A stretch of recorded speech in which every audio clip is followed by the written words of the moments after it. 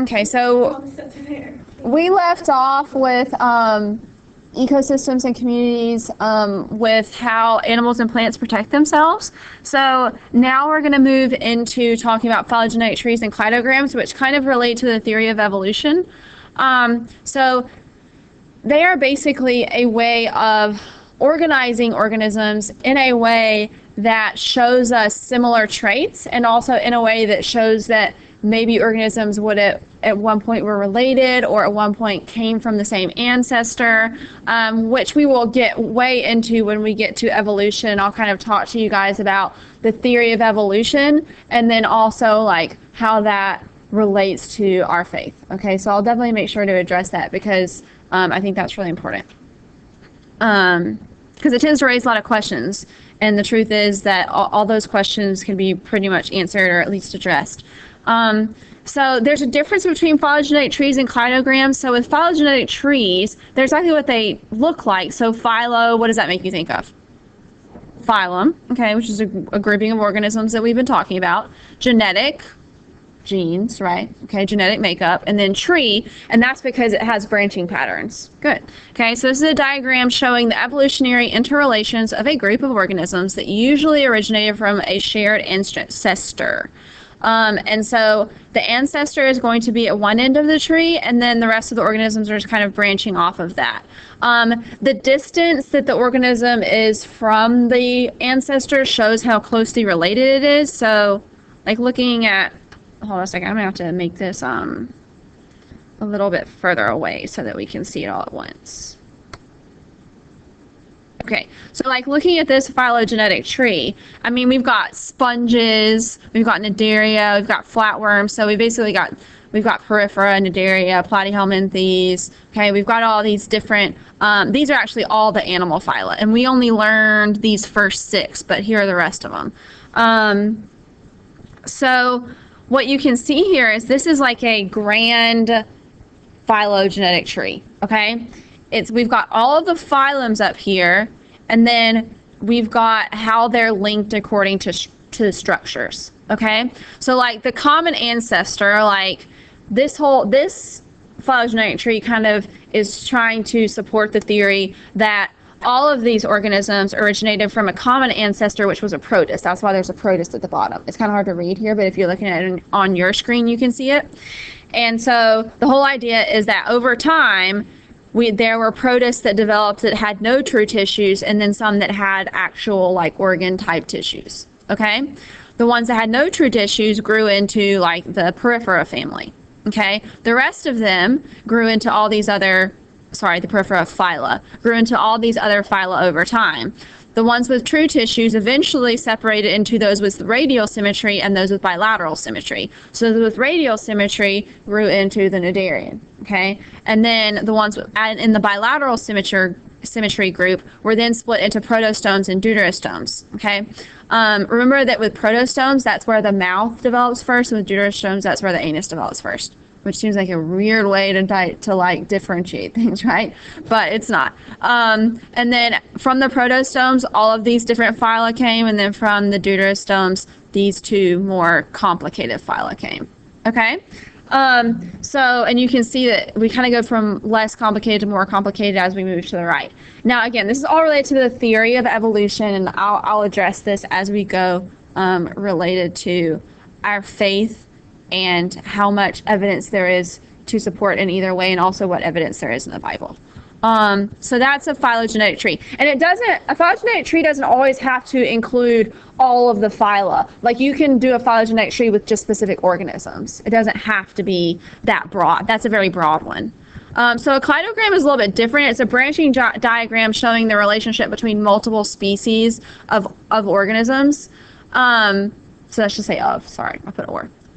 So here's an example of one. So this is one that I kind of talked to you guys about yesterday in class, but I didn't really finish. So a cladogram is showing a relationship based off of traits. So like up here, the chimp has all of the traits that are below it. So a chimp has jaws, lungs, claws or nails, and is furry. Okay? So all of these organisms, the chimp has all of these traits that are below it. A mouse it's the same thing. It's furry, it has claws, it has lungs, it has jaws. All of those apply to it. But we put the chimp up here higher because it's a little more sophisticated organism. So the pigeon has everything except for fur. So it has to go below the fur trait. Okay? So basically everything above whatever trait has that trait. And everything below it doesn't. So that's why we end up with the most complicated organism up here and the simplest down here. Okay, so this is really just relating organisms based off of their traits. So here's an opposable thumb cladogram, and it's a little bit more complicated looking. Actually, I put this in the wrong section. This is more of a phylogenetic tree. Okay, so you can see that with this one, there's a common ancestor, and then here are all of the branchings off of that. So maybe a common primate ancestor, and then branching to the right, we get monkeys, baboons, things like that. And then branching to the left, we get humans and chimpanzees, which are the most similar to humans. Okay? I'm sorry, I put this in the wrong section. So if you're editing your notes, you should take this picture and put it in the phylogenetic tree section. Okay? Cladograms involve these trait locations. Okay? Wait, so will you put it after the tree? Yeah, put it after the phylogenetic tree that's already there. Just make it another example. Yeah. And then, all right, so we are going to move on to the topic of speciation. So speciation is the formation of a new species. And this is the whole idea behind evolution, whether you're talking like macroevolution, which is evolution in a large group over a large time over lots of different populations, or microevolution, which is like a change in one population, a small change. So have y'all ever heard of the Galapagos finches? Okay, so there's the Galapagos Island, and there are these scientists, they're a couple, and their last name is Grant. And they lived in the Galapagos Island researching different types of organisms there, but in particular finches. Finches are a type of bird, and they found that there are 13 different types of Galapagos finches. That they all technically are finches, but they have slightly different mating rituals, and they have slightly different like beaks and sizes and stuff like that. Like some of the species of finches, they do a dance to like attract their mate. Some do a head bob to attract their mate. And there are a couple of species that do head bobs, but they do different head bobs. Okay? So technically so remember, what's the definition of a species? Have offspring. Good. So they can have offspring, and their offspring are fertile. So what would be the issue if we have two different, why would we say that these two finches are in a different species if one does a head bob for mating and one sings for mating? What's the problem there? Because if they do different mating calls, then the species, if the one bobs its head a certain way, and a female that's isn't a part of that species, and once the other bird dance or whatever, then she's not going to be attracted to the person that head bobs. Very good, very good. So in most species, the male is the one who actually attracts the female. And in the case of these finches, a lot of the males either had head bobs or songs or something like that, right? And so if that's the case, then you're absolutely right. The females will only be attracted to the head bob or the dance of their particular male, right? Okay, so the whole idea is that, so the Galapagos, there's a bunch of different islands, and the different islands have experienced different weather patterns, and so the environments there are different between the different islands. So basically the whole idea is that they all started out as finches, right? And then because of droughts on certain islands, because of different types of weather, it caused the finches that lived on the different islands to develop different behaviors. And so then when you put them all together from the different islands, they don't interact anymore. Does that make sense? Okay? It'd be like if we were separated from another population of humans, and on our little island, we had certain resources that were totally different from theirs. Okay? And then when we were brought together, all of a sudden we couldn't relate on anything. Okay? But in this particular case, that it causes differences in the things that they eat, differences in their shelter, differences in their mating behavior, and the mating behavior is the main thing. So because their mating behaviors are different, because they've been living in different places for so long with slightly different environments, they no longer intermate with each other. So that's what makes them part of different species, not because they actually are that different. Does that make sense? Okay. So if they could, but they're able to breed with each other. They could. But they just don't. Okay. Mm-hmm. So it's biologically possible for them to and have offspring, but they just won't. Right. Mm-hmm. Okay. So fossils, genetic similarities, morphological homologs, which we'll get to when we get to evolution. All of this stuff is evidence behind phylogeny, so behind the theory of evolution, but more that organisms change over time, which we know to be true, right? We know that humans are 8 inches taller now on average than we were hundreds of years ago. So organisms definitely do change over time, okay? But the question is to what extreme, right? Okay, and that's what we'll talk about when we get into evolution later on. So science is always changing, therefore phylogenetic trees and cladograms are constantly changing. So science is always changing, but in particular, our knowledge of science is always changing. And so that's why these cladograms and everything that we're looking at, we can't necessarily say they're 100% true, because we might learn something new about that organism tomorrow, and then it's no longer 100% applicable. Okay, let's see. Okay, so I'm going to keep moving my way through this. So I'm going to move down to F. Speciation results from a few different things. One is isolation. Okay, so in particular allopatric isolation, which is where there's literally some sort of a physical barrier. So that's the information you're going to want to add where I put stars there. So allopatric isolation is where there's literally some sort of a barrier, like a mountain, that keeps 2 different populations apart. Therefore, they can't mate with each other because they're in 2 totally different places. Or like finches being on 2 different islands, and yeah, they can fly, but there's really extreme weather, and so they can't fly during that time, and so they can't intermate. And so over time, it gets to where they don't fly to those places. They just mate with the finches that are in their area. Okay? What now? I put them in there to remind me that I need to tell you guys to write something extra there. All right, and then sympatric. Okay, so there's temporal. Okay, and that kind is going to be the organisms are not in, their bodies are not ready to mate at the same time.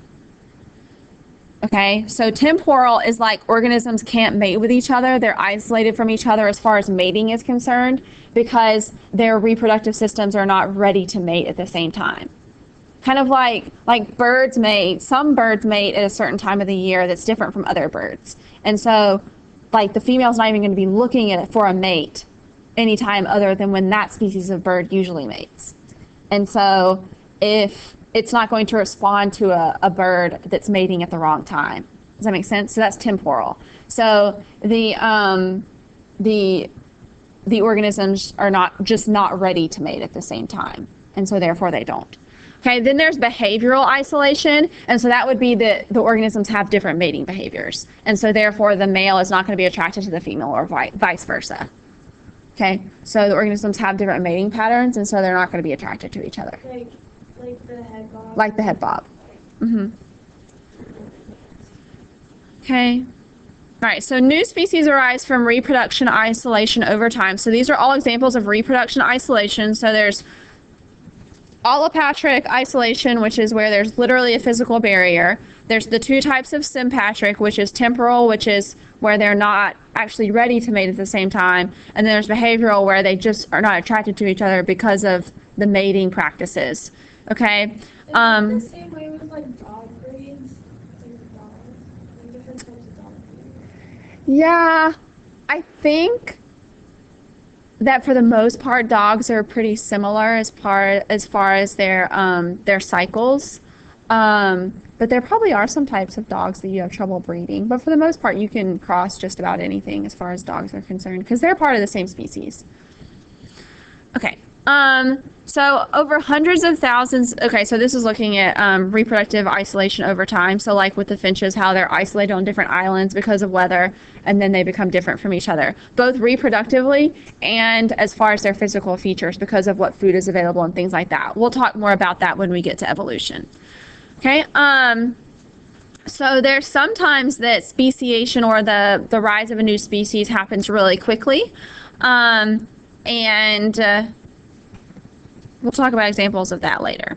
Okay, then there's something called genetic drift. So this is the process of change in a genetic composition of a population due to chance or random events rather than by natural selection, resulting in changes in allelic frequencies over time. All right, so that definition is already there. Okay, but genetic drift is basically a change in what traits are common in a population, not because there's certain traits that are more favorable for the environment, but because a natural disaster happens and it takes out like a certain percentage of the population, and now maybe different traits are favorable.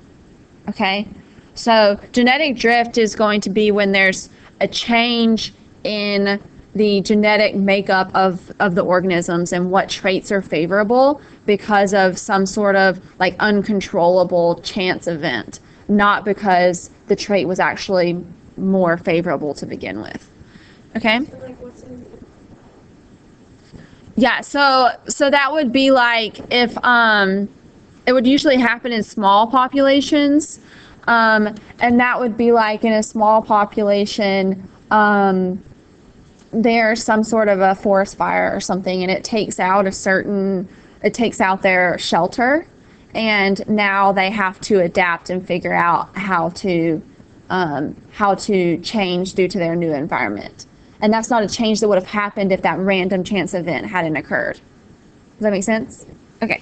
All right, so then we talk a little bit about extinction. So extinction is just where there's no more of this organism still in existence. Endangered just means that there's not very many of them. They're in danger of becoming extinct. Okay, so I give you this link that we'll look at in a little bit of some examples of extinct organisms. I have an assignment for you guys to do with that in just a little bit. Okay, let's see. We have time to talk about succession.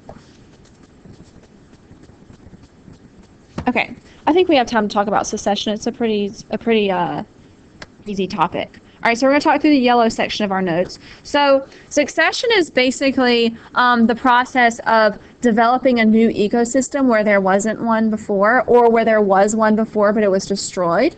Okay, so you can see it goes from having small plants to having like larger, more complex plants, and then to having actual trees and an environment that can support higher level organisms. Okay, so ecological succession is a series of changes in an ecosystem. Ooh, I wonder, here we are. Okay. Sorry. In an ecosystem, when one community is replaced by another community as a result of changes in abiotic and biotic factors. So there are two different types of succession. There's primary succession and secondary succession. Primary succession. So this is going to occur in an area where there's basically nothing. There's no organisms there. So this is going to be like on rock, okay, or on like lava rock that's flowed from a volcano and hardened, or on like surfaces of rock where there used to be a glacier and it melted away. So it's going to be somewhere where there's no soil, there's no plants, there's nothing, and that's pretty much rock, right? So the beginning of primary succession starts with these organisms called lichens. Okay, and these are going to basically start growing on rock and are going to actually break the rock down to make soil. They're called the pioneer species. The pioneer species is basically the first species that starts off primary succession. Okay. Ooh. All right, and then once the pioneer species, which in this case we're going to say it was lichens that broke down the rock, make soil, then small plants can grow in that little bit of soil that's been made so far. Okay, and then as those small plants grow, now larger plants can grow because more and more soil is going to be made. Okay, and then the seeds of those plants are going to spread across the new soil and grow.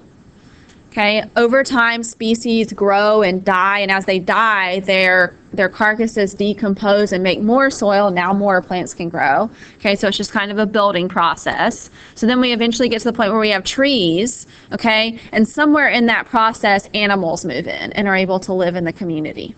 Okay, and then we get to where we have what's called a climax community, which is a mature community where there's vegetation, soil, and living organisms in the form of animals.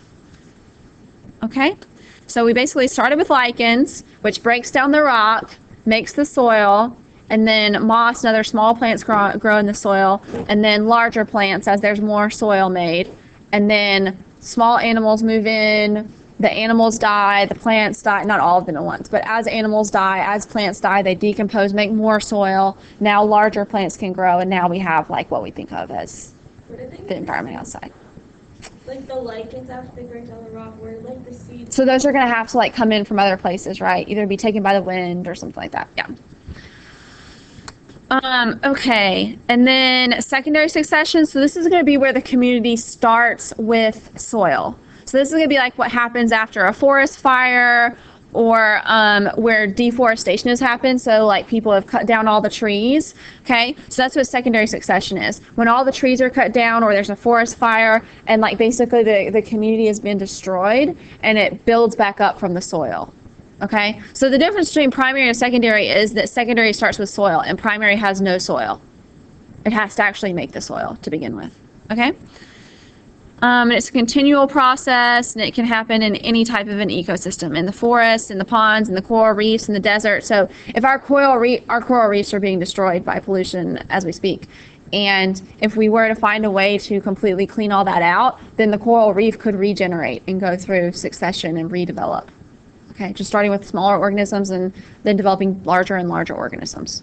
Okay, so just to review, we went through phylogenetic trees, cladograms, speciation, genetic drift and extinction, and then we talked about succession, the difference between primary and secondary. So that's what we've covered so far. You don't have homework tonight, but you need to be studying this because if you do not study all the way through this ecology unit, you are going to be, overwhelmed when we get to the end. Okay? You need to be kind of studying all along the way so that you're not overwhelmed when we get to the end because it's a lot of information. It's not hard, but it's a lot. Okay, so I want you guys to click on this extinct species link. Okay.